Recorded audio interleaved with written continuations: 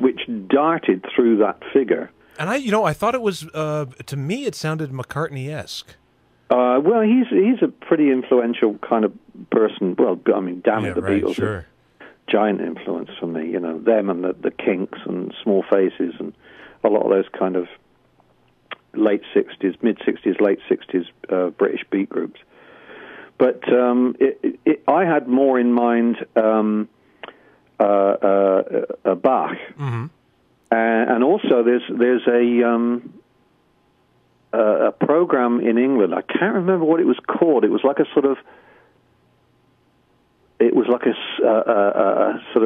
school's quiz program or something, and they had this lovely bit of music that had this kind of bell-like melody that da da da da da da da da da da da da da da, and that bass line, the da da da da da da da da da da da, made me think of this kind of collegiate bell-like thing.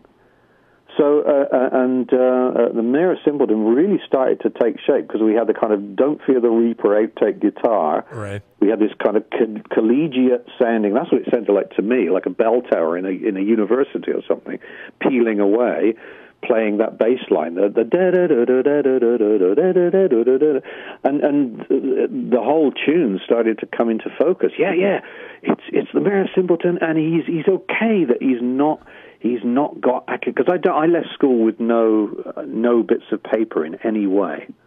I left with no examinations of any sort, and I was mocked because I stayed behind all the kids at the age of 14. I think it was 14. Went on to higher education, and I begged my parents not to send me on to higher education. Because I wanted out. I wanted to, I wanted the beatnik life. Right. And so I stayed on with all the kind of idiots at school, all the ones that weren't good enough to go on to a higher education, and I was like the sort of super brainiac kid that just wanted to get out of education altogether. And I left school at 15. I had no examinations, no papers, no degrees of anything. And people thought, what a failure Andy is. He's so bright, and yet he chooses not to go on to further education. He's not going to university or any, And I wasn't interested in that. I was interested in living a life and growing up, and I had this seed of an idea in my head that, I've seen Hard Day's Night, I've seen Help, I've seen the Monkees. I want some of that. Right. And so I left school with no degrees. And Mayor of Simpleton's song, I started to crystallize all these ideas that, so people think I'm an idiot and I wasted, but that's not important. What's important is that you feel things emotionally, and you can, hopefully express that emotionally. And people said I'd rewritten that song, I don't know much about his story. What's that called? Oh, yeah. But I do know that I love you. What a wonderful world. Yeah, there you go. So that was the criticism. Oh, he's just written What a Wonderful World.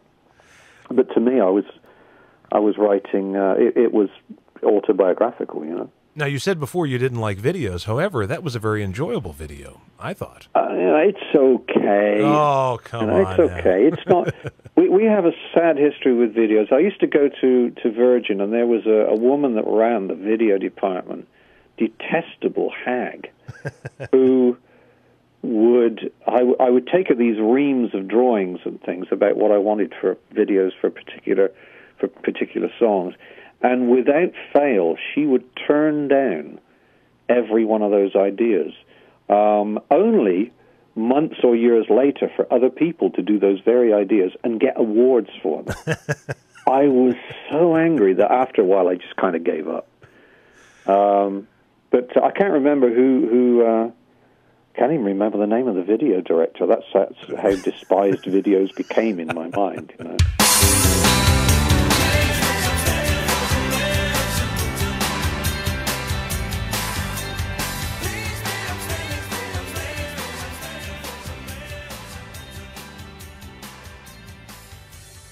You're listening to a very self-indulgent hour of radio as I, your host, Ghosty, count down my top 5 favorite XTC songs with Andy Partridge telling us a little bit about each one. And now, number 2. Now, I realize as I'm looking at this list, all of my favorite XTC songs are these yearning romantic tracks here.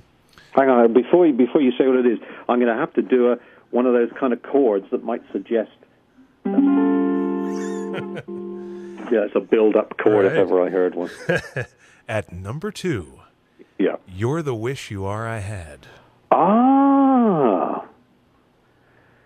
Do you know, I don't know if I can tell you... I can tell you more about the mechanics of how it was written than I can tell you why it was written. Huh. I'm always blundering on chords that no one else has blundered on, and I'll have to put the phone down again to do this. Sure.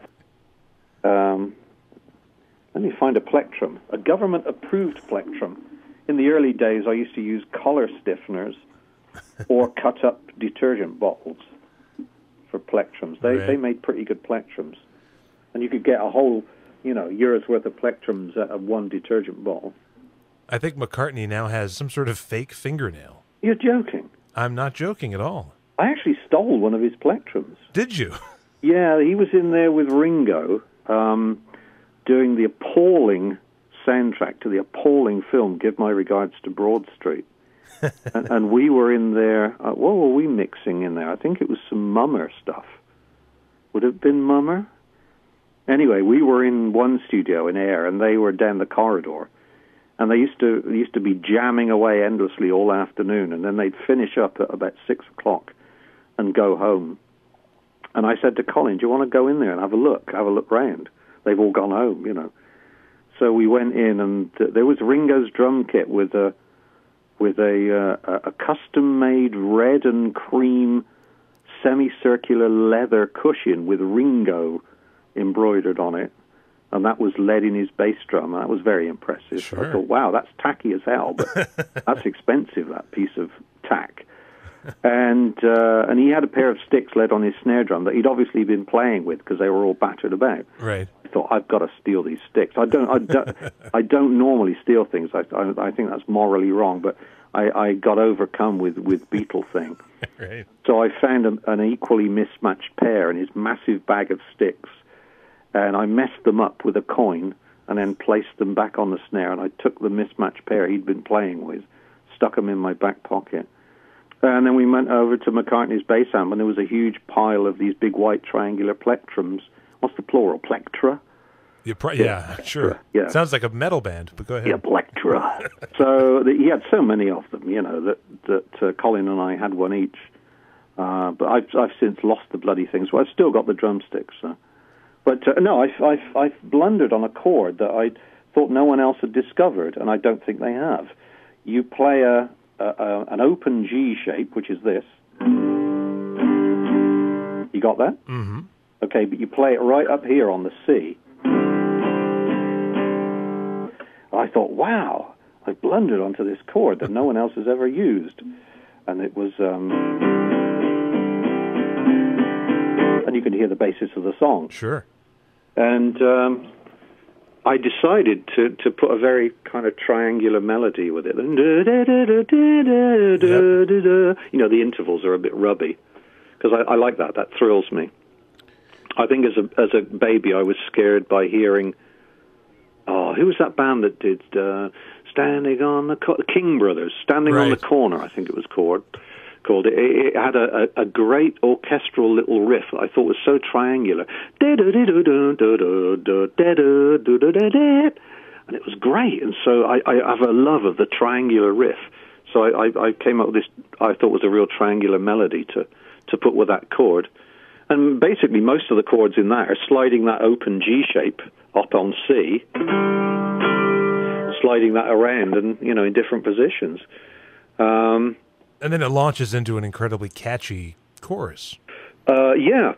And like I say, the song is basically about that kind of thing where you just you kind of say to yourself, oh, I wish I had a girlfriend that was like so-and-so, or was like that personality-wise, or like that looks-wise, or... it's one of those things where, then you fall in love and you kind of think, wow, she's almost like a wish. She's almost like a wish I've had.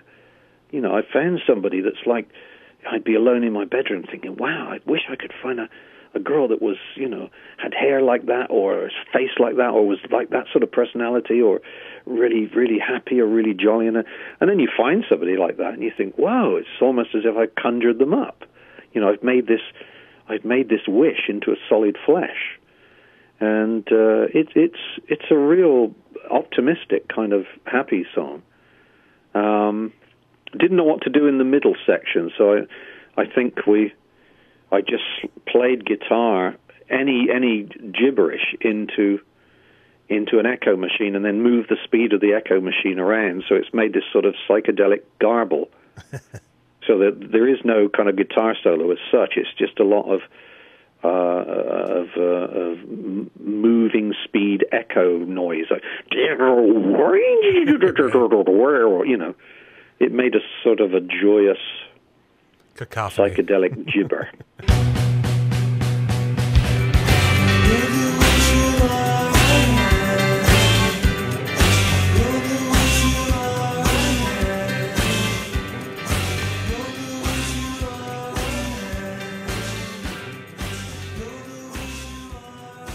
And now, number one. All righty.